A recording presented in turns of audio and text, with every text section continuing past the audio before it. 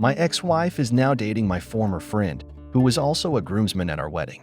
I am committed to being transparent and forthcoming in my explanation of how this situation came to be. Our story began at summer camp in 2013, where we served as counselors at our respective camps, both of which we had attended as children. These traditional, sleepaway camps in Maine have a rich history spanning over 100 years and are home to cherished traditions, multi-generational campers, and dedicated staff members with decades of service.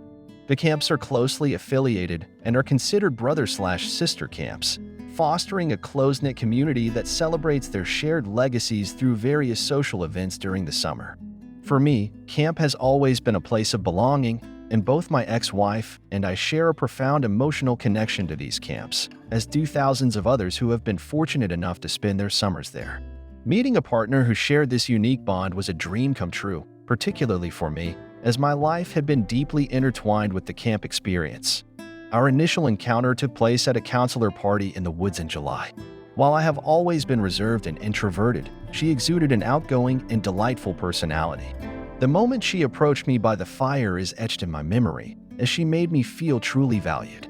What began as a casual interaction that summer quickly evolved into something more meaningful. Just 2 months later, I found myself visiting her in Seattle, where she was pursuing a graduate program, and it felt undeniably right. However, due to our different career paths, our relationship became long distance for several years. We spent our summers at camp and made efforts to see each other regularly during the off-season from 2013 to 2016.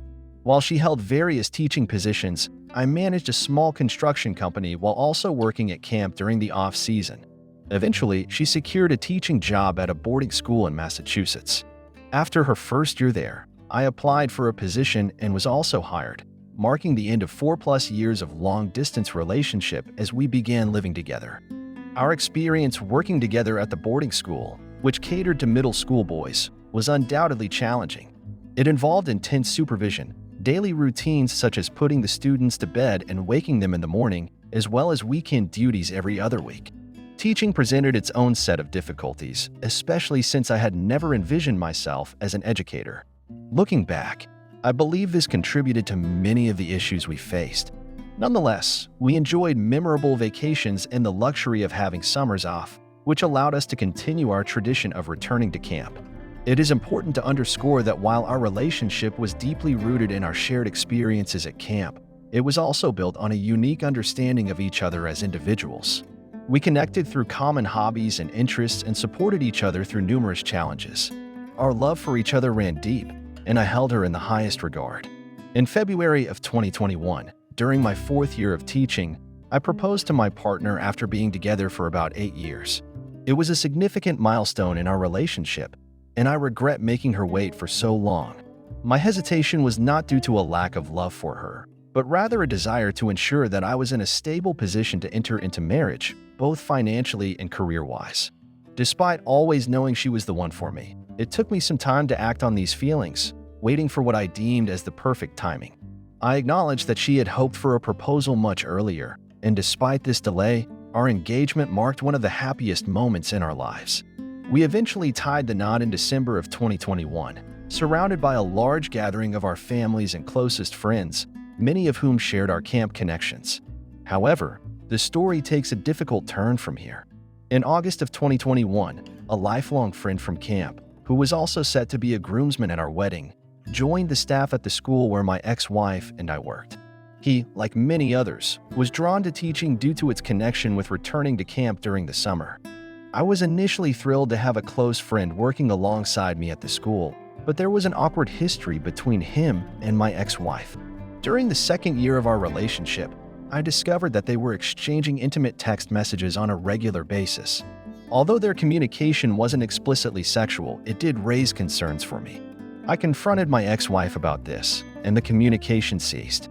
When he was hired at the school, I felt some unease initially, but given that it had been almost 7 years since the incident and our close friendship, I chose to let it go. I must admit that I have always harbored feelings of envy towards my former friend. His towering stature, athleticism, exceptional intelligence, woodworking skills, and reputed attractiveness have led me to compare myself to him in an almost obsessive manner. Fast forward to the following school year in 2022, He moved into an apartment just down the hall from my ex-wife and me as the dorm parent at the other end of the hall. Despite my initial excitement at being in close proximity to a dear friend, I couldn't shake off a sense of foreboding. The entire school year, which was last year, 2022 to 2023, felt like standing on train tracks, knowing a train was approaching but feeling unable to move out of its way. As time passed, every interaction between him and my ex-wife began to make me increasingly uncomfortable. I found myself scrutinizing their interactions closely. He would visit me as an attractive bachelor and subtly flirt with my wife in the process. This deeply unsettled me, but I kept my feelings to myself. By the spring term, I began to suspect that something was amiss. There was an unsettling incident when I found them alone in the dorm common room at midnight, seated next to each other and engrossed in hushed conversation, long after they had put the students to bed. This encounter left me feeling deeply uncomfortable, and I confronted them about it. They seemed to sense my unease, and we all retired for the night. I started noticing that my ex-wife began taking her phone into the bathroom with her and had put a passcode on it. As the school year drew to a close, the palpable energy between them led to rumors among some faculty members that they were having an affair. As the school year drew to a close, my ex-wife and I had a conversation where she expressed her unhappiness. She felt that I wasn't giving her the attention she needed, wasn't meeting her emotional needs, and that she didn't feel like she had a partner in me. It was heartbreaking to hear this. I was willing to do anything to make her happy and committed to working harder to meet her expectations. She said she needed space and wanted to spend the summer apart so that she could miss me, but she assured me that she didn't want to see other people or get a divorce. This conversation followed a night where we were at a party together. I left early, but she decided to stay. Later, I found out that she had walked home with my friend after the party. Throughout the summer, we communicated but didn't see each other. I took care of our dog while she expressed her dissatisfaction with our marriage, but remained uncertain about divorce. My responses were consistently focused on prioritizing our marriage and working to fix it. I was apologetic for making her feel unhappy, but made sure to highlight my efforts in our relationship, from managing household chores and finances to consistently showing her kindness and care. However, she felt there was an emotional disconnect between us, although I believed that both of us were responsible for nurturing our relationship. During the summer, she dropped a bombshell on me. She suggested that we shouldn't continue working at the school together and gave me an ultimatum: either I resign or she would. She had always wanted to move on from our workplace to start a family and live a more normal life. She seemed to blame me for not doing more to get us out of there. Reluctantly, I resigned midsummer because I thought it would help improve our marriage. This decision put me in a stressful position of finding a new job and a new place to live, as she no longer wanted us to live together. Her birthday approached, and I saw it as an opportunity to show her how much I cared. I bought her expensive diamond earrings from Tiffany's, but she asked to be left alone on her birthday and returned the gift. As the summer ended, I discovered that on her birthday, she was at my friend's family lake house instead of her camp, where they were alone together on the couch. This discovery angered and disgusted me, and I confronted them. Upon returning to school, my suspicions grew, and I became anxious about what was happening there. I eventually decided to check our cell phone records for the past few months and was devastated by what I found. Between May 15th and August 15th, my ex-wife and my friend had exchanged over 9,100 texts, nearly 100 per day. This discovery left me shocked and disturbed, as it seemed impossible given our busy schedules at camp. They were often texting each other late into the night, sometimes until 2 or 3 a.m. The revelation left me devastated and heartbroken. I had been hanging out with my friend all summer, only to learn he was secretly texting my wife the whole time. As I confronted them about the situation, they told me that she had started texting him as a friend to discuss the issues in her marriage. They insisted that they were just friends. However, it was hard for me to believe that two people who were just friends could exchange such an enormous number of texts in such a short time. My gut feeling told me that there was more to their story.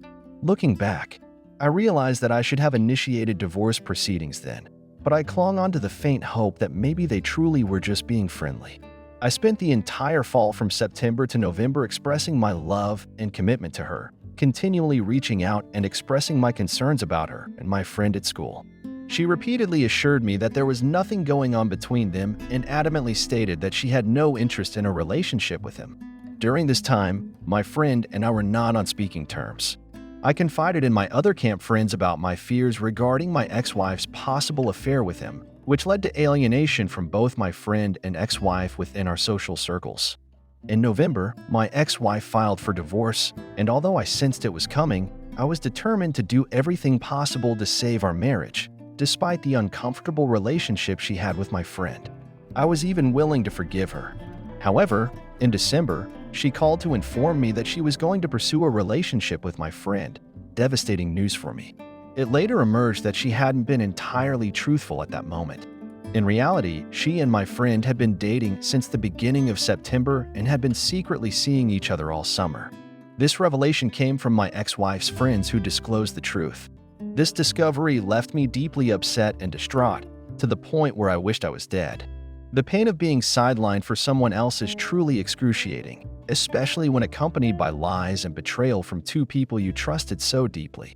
It makes you question whether life is worth living and whether it's possible to trust another human being again.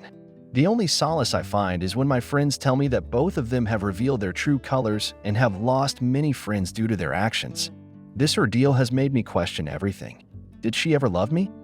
Did she always secretly desire to be with my former friend? How could they be comfortable with this? What will their families think when they introduce each other? I lost my job so that my ex-wife could pursue a relationship with one of the groomsmen from our wedding. I'm not perfect, and I never claimed to be, but I was a loving husband who would never have considered doing something like this to my ex-wife. Pursuing another person never crossed my mind. I simply cannot comprehend how they could hurt me in this way. Their lack of remorse sickens me. The thought of them together, using the gifts from our wedding and sleeping in the bed I built, makes me want to end it all. I can't bear another minute of this agony. If she didn't want to be with me anymore, I can accept that.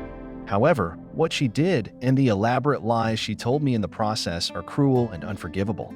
How do you like the story, my friend? Write your opinion in the comments. Let's get 1,000 subscribers on this channel together. Love you.